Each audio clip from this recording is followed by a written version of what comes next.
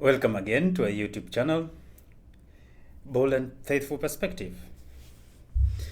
Speech is not merely a communication tool. Speech is not merely a communication tool. It is a sacred gift, a holy gift given by God to His people, and especially the Christians. Speech has its main purpose for a Christian to proclaim truth. For a Christian, the main purpose of speech is to proclaim truth. But it's also an instrument of encouragement,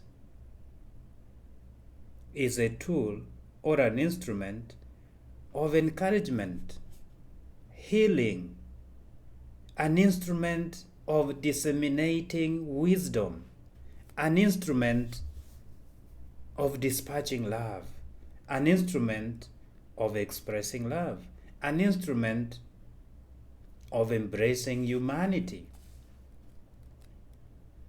As Christians, our words ought to reflect the character of God and His goodness in us. That our words as Christians ought to reflect the character of God and His goodness in us. We have to use our speech for good.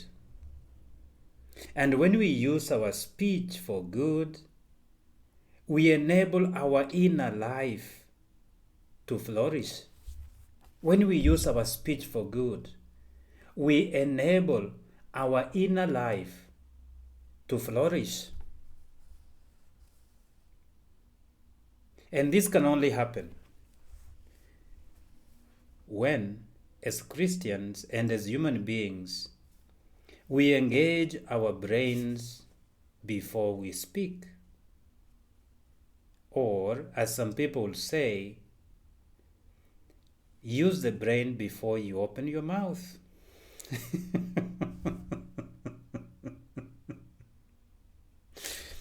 Engaging the brain before we speak. We have to endeavor as Christians to produce holy words, blessing words, to have a positive, purposeful, hopeful, and optimistic speech at all times, or as often as possible, as often as we can, to have our speech to be positive, purposeful, hopeful, and optimistic.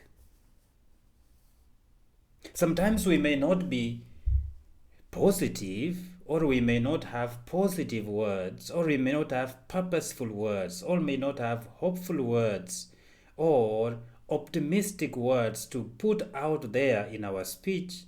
Then the other option that we may have is silence.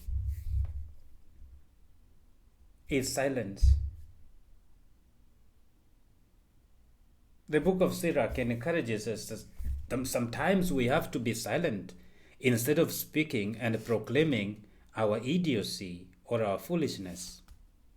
So when we don't have these purposeful, positive, hopeful, and optimistic words to put out there in society, where we are to encourage and humanize people, we better be silent. But remember, silence is not always holy. But holy silence is when you are avoiding to dehumanize, to devalue, to diminish, or to discourage. When we are devoid of positive, purposeful, hopeful, and optimistic words, is rather that we remain silent. Our speech as Christians ought to humanize and not dehumanize anybody, that our speech as Christians, as the faithful of God, we have to endeavor to humanize, not to dehumanize people. We ought to encourage, not to discourage people. To be positive, not to be negative in people's lives. We can achieve purposeful, positive, hopeful effects in our speech through several ways. Some of the things which we are called to do as Christians, first and foremost, is to share God's perspective. To share God's perspective. To share God's goodness. To inspire, to motivate, to encourage, to speak truth. And we speak this truth with love. Not to hurt, not to dehumanize, but to uplift. The other way we can achieve this is to show kindness through our speech. To show kindness through our speech. Apart from encouraging, we must show kindness. Extending compassion to other people through our speech. Extending compassion. Sometimes we may err, we may make mistakes. Then our speech must be used to apologize, to say, I'm sorry, pardon me, I am sorry, to apologize. Use our speech to express love to our loved ones, family, friends, even workmates, to express love, to express appreciation, to express recognition. Also, our speech can be used to forgive, to encourage forgiveness, to embrace forgiveness, to forgive, to encourage forgiveness, and to give forgiveness. Our speech ought to be used to coach other people to be better, not to make them worse. We can use our speech also to honor people.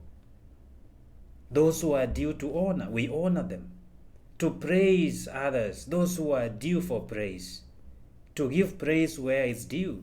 To give people their flowers while they are still alive, not when they are dead.